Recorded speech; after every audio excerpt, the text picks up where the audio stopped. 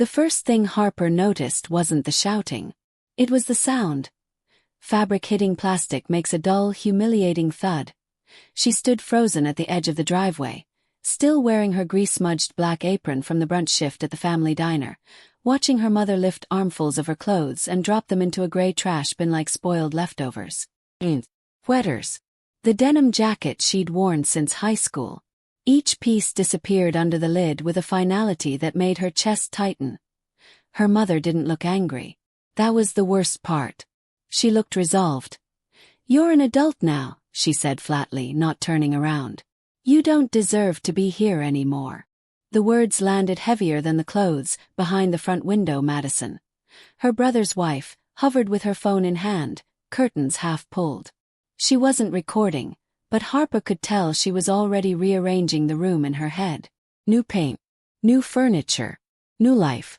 Madison had moved in 3 months ago, influenza perfect, talking about energy and fresh starts. Harper suddenly understood what kind of fresh start this was. A sweater slipped from her mother's grip and nearly brushed the ground. Harper instinctively stepped forward, laptop bag clutched to her chest. Her brother finally spoke up from the porch. "God, don't be dramatic," he said, rolling his eyes as the laptop swung dangerously close to the concrete. "It's just stuff. Just stuff." This from the man who hadn't worked a single closing shift in 2 years. No one mentioned the diner. No one mentioned the fact that Harper had been running its social media pages, answering late-night DMs, coordinating delivery apps that kept them afloat when foot traffic dried up. No one mentioned her online classes she took after midnight, or the way she slept in 4-hour stretches because mornings started early and ended late. No one asked where she'd sleep. No one asked how she'd manage.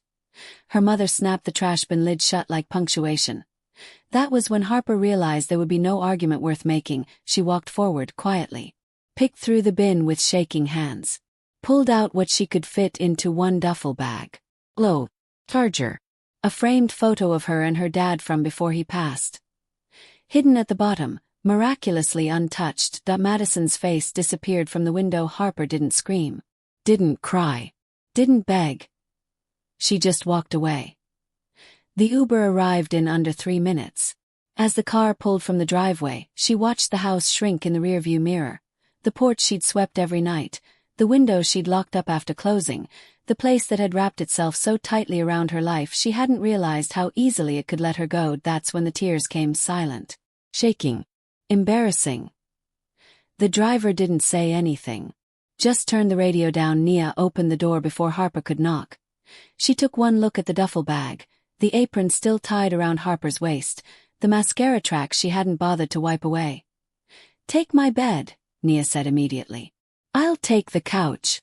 No questions." Harper managed. Nia shook her head and stepped aside. "You can tell me when you're ready." That night, Harper lay awake staring at the ceiling, listening to the unfamiliar sounds of someone else's apartment. Her phone buzzed with diner notifications she no longer answered.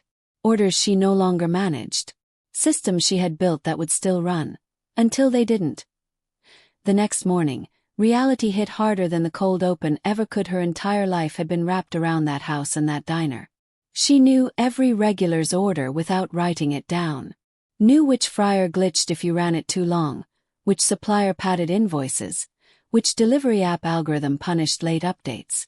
She was invisible when things worked and blamed when they didn't. And just like that, her family had decided she was disposable. Harper sat at Nia's small kitchen table, borrowed coffee growing cold beside her, and opened her laptop not to cry, not to beg, not to apologize, but to take stock. Because walking away hadn't broken her. And if you think being thrown out was the worst thing they did, wait until you hear what happened in between. Harper didn't sleep much that night. Not because she was spiraling, but because clarity has a way of keeping you awake. Sunrise, she had turned Nia's tiny kitchen table into a command center. Laptop open. Notebook beside it. Phone charging. She wasn't plotting revenge in the way people imagine. No dramatic messages, no public posts, no emotional voice notes typed and deleted. She was auditing her life. For 12 straight hours, Harper went through everything she had quietly built for the diner while everyone else took credit. Every login. Every platform, Every system she'd been told was just a hobby, or too much internet nonsense. The website, under her email. Instagram, TikTok, Facebook, newsletter, hers. The Google business profile that brought in half their weekend traffic. Hers. The ad manager account her brother once called, "that confusing dashboard thing." Hers too, her mother had always waved it off. "I'm too old for internet stuff." Her brother never bothered to learn. And Madison. Madison thought posting latte art selfies with soft music was marketing. Harper changed passwords, updated recovery emails, removed admin access. Methodically, cleanly, without anger. She downloaded analytics reports, proof of growth, engagement, conversions. Years of data showing what she had done, what she knew, what she was worth. She backed up campaign drafts, content calendars, automation flows. And then she stopped. She did not sabotage anything, she did not delete pages. She did not lock them out of banking systems. She did not touch a single dollar. She simply took back what was hers, what she had created, maintained, and never been paid fairly for. When she finally closed her laptop, her shoulders dropped for the first time since the trash bin slammed shut. This wasn't revenge. It was boundaries. Nia came home from her shift at Coastal Grind around dinner, still smelling like espresso and cinnamon syrup. She dropped her bag the second Harper explained what happened. "They threw your clothes away," Nia said, pacing. "Your clothes. You should post everything. Screenshots. Let the internet eat them alive." Harper shook her head slowly. "If I burn everything down," she said, "I look bitter. They'll call me ungrateful. Say I abandoned the family business." Nia stopped pacing. "So what do you want?" Harper looked at the closed laptop. "I want them to feel what it's like when the person they treated like a maid simply disappears. No explanation. No warning. Just absence." Later that night, Harper checked her savings account. It wasn't much, but it was enough. A couple of careful months if she skipped takeout, stretched groceries, and swallowed her pride. Then Nia asked the question that changed everything. "Why," she said, leaning against the counter, "would you waste your talent on people who threw your stuff in a trash can?" The words landed differently than the ones her mother had used. Not dismissive. Not cruel. Clear. Coastal Grind was the diner's biggest competition. Sleek branding, packed weekends, lines out the door. Harper had watched them from a distance for years, half admiring, half analyzing. That night, she researched them like a case study. Their growth curve, their content gaps, their ad tone, what they did well and what they missed. Then she opened a new document. Resume. Portfolio. Case study. She broke down exactly how she had grown a dying family diner into fully booked weekends. Organic reach strategies, delivery optimization, community engagement, targeted ads that actually converted. She attached screenshots, metrics, timelines. She didn't mention betrayal. She didn't mention being thrown out. She let the work speak. Harper hit send at 1:42 a.m. The response came the next morning, an interview request. Immediate as she closed her laptop again, this time with purpose. Harper felt something shift. She wasn't planning revenge, she was planning a career. A life where the work she did actually belonged to her, and somewhere across town, the diner was about to discover how much they depended on someone they decided was disposable. Harper's first day at Coastal Grind felt like stepping into a different world. The space was all glass and plants and clean lines. Sunlight pouring in through tall windows, reflecting off polished concrete floors. No sticky menus. No flickering lights. No ancient coffee machine held together by prayers and duct tape. Blake, the manager, met her by the counter. He had calm, tired eyes. The kind that came from years in hospitality, not chaos. He shook her hand, gestured toward a small office, and pulled up her case study on his tablet. "I read this twice," he said. "Can I ask you 3 questions?" They weren't trick questions. They were smart ones. About margins. About retention. About why one ad outperformed another, Harper answered without rushing. Blake nodded slowly, then smiled. "We could really use someone like you." By the end of the meeting, she had a title. marketing coordinator, and a salary that was more than she'd ever been promised in writing at her mother's place. Real hours, real boundaries, real credit. Her first proposal went out that same week. Sunrise Sundays, she called it. Live jazz in the mornings. Specialty pancakes. A cold brew flight with locally sourced beans. Something warm. Intentional. Community-driven. Blake approved it in 10 minutes. While Harper built momentum, she built structure. Content calendars mapped weeks ahead. Profiles optimized. Brand voice clarified. Professional materials designed and scheduled instead of slapped together between shifts. She recognized usernames in the comments. Neighbors, regulars, people she used to serve every morning at the diner. One message stopped her mid-scroll. Wait, are you the Harper from Harbor Sunrise Diner? You're killing it here, she smiled. Replied personally. DMs started coming in. Coastal Grind answered them. Remembered names. Saved preferences. Customers noticed. They didn't say anything cruel about the diner. They didn't have to. They just started choosing differently. 3 weeks in. Harper's phone buzzed during lunch, a text from her mother. What is the password to the diner's Instagram? Madison wants to post today. No greeting. No apology. No question about where Harper was living or if she was okay. Just access. Harper stared at the message longer than she needed to. Then she typed back. Those accounts are under my name and my business. You can make your own. She blocked the number before doubt could creep in across town. Madison was deep into her vision. Harper's old room had already been cleared. Posters ripped down. Shelves emptied. The bed replaced with a mood board taped to the wall. White walls. A full-wall mirror. Custom vanity with built-in lights. 4 skincare routines. 4 soft girl morning vlogs. For the brand. The contractor's quote came back at $10,000. Harper's mother hesitated. $10,000 was more than the diner made on a slow month. Tyler didn't. It's an investment, he said easily, leaning against the counter. Madison's followers will bring customers. The diner needs to look modern. Madison nodded enthusiastically, scrolling through her phone. People love authenticity. Behind-the-scenes vibes. She had a few hundred followers. Mostly friends. Mostly bots, and no one asked where the money would come from. They pulled it from savings. The same savings Harper had built, negotiating supplier contracts, trimming ad waste, stretching margins until the numbers finally breathed. The room renovation began. Meanwhile, Harper pitched a collaboration with a local roaster for Coastal Grind. Limited blend. Co-branded cups.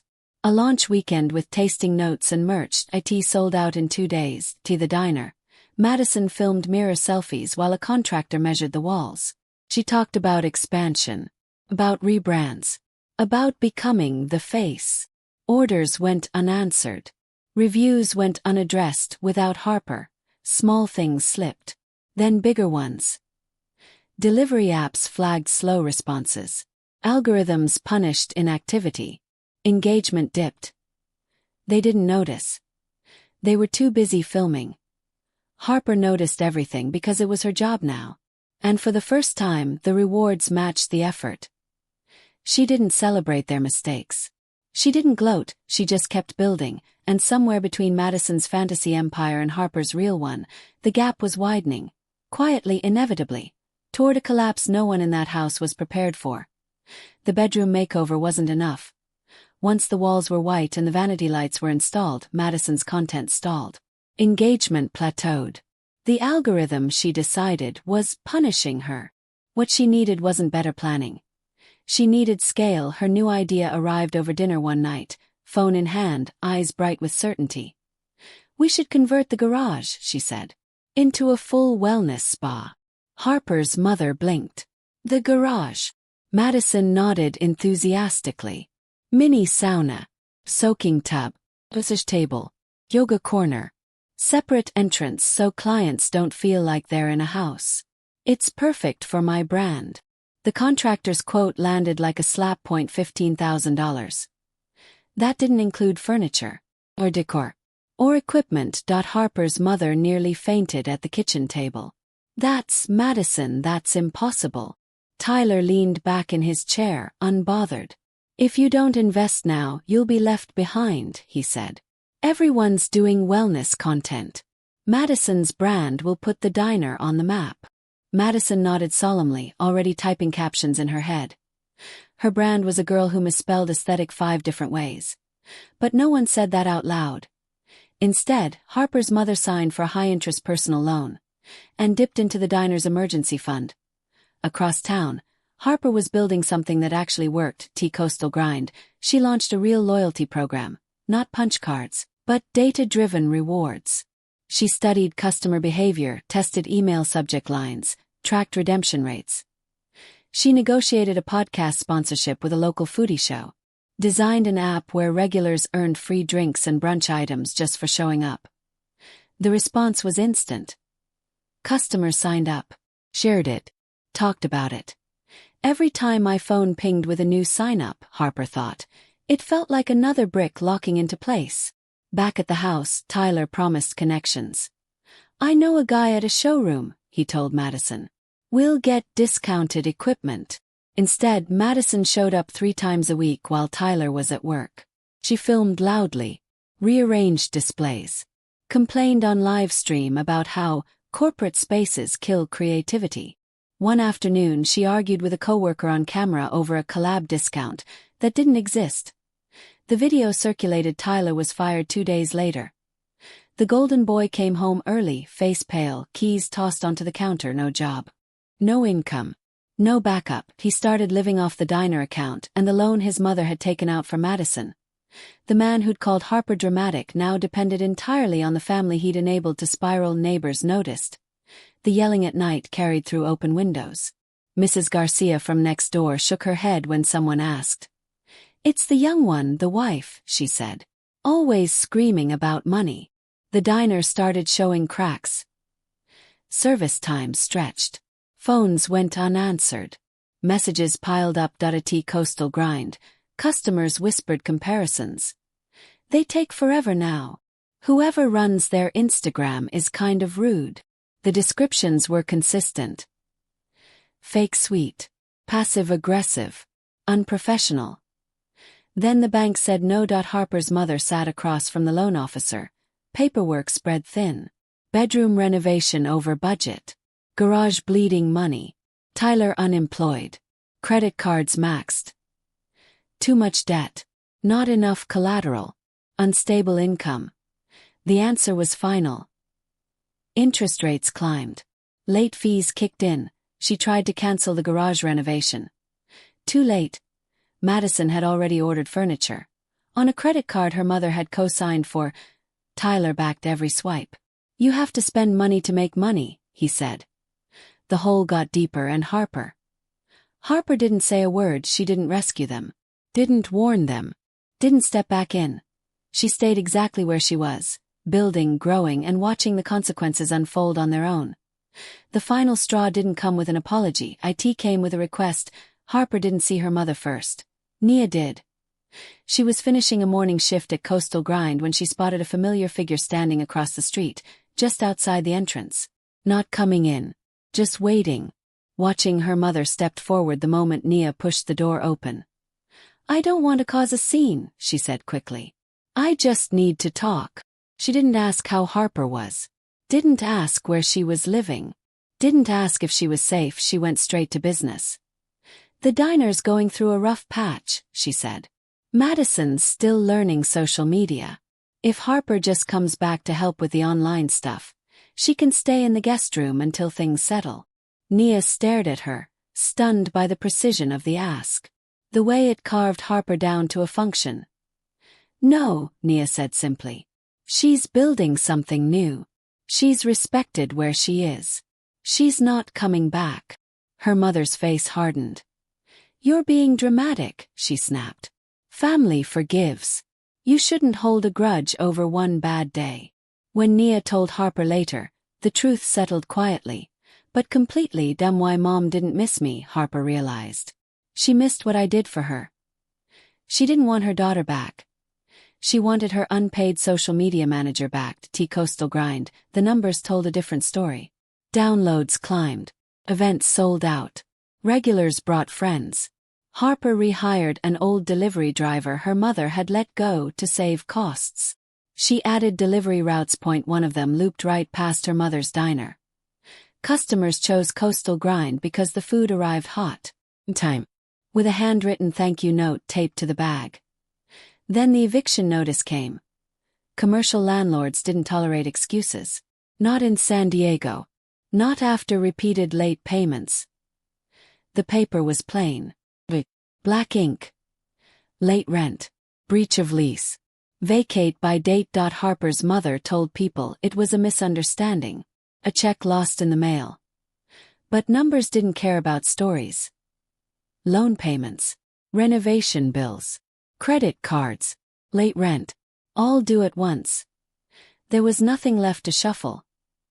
The twist came quietly. Blake had mentioned expansion weeks earlier. Asked Harper where a second location would thrive. She'd answered without hesitation. The corner where her mother's diner sat. Foot traffic, parking, history, demographics. She hadn't said it was her childhood. The landlord had already noticed the diner's decline. Already seen the opportunity. Emails went back and forth. Renovation plans circulated. Real money. Real timelines. Harper didn't sign anything.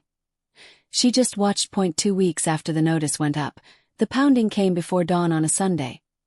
The doorbell rang. Again. Harder. Harper froze, heart racing, then moved quietly to the door through the peephole. She saw them, her mother. Hair unbrushed, eyes swollen, wearing a thin jacket that didn't fit the morning chill. Tyler, shoulders slumped, dark circles carved deep. Madison, wrapped in a gym sweatshirt, arms folded tight around herself, suitcases. Plastic bags. Everything they owned at their feet. Harper cracked the door open with the chain still locked. "We need to talk," her mother said immediately. "We made mistakes."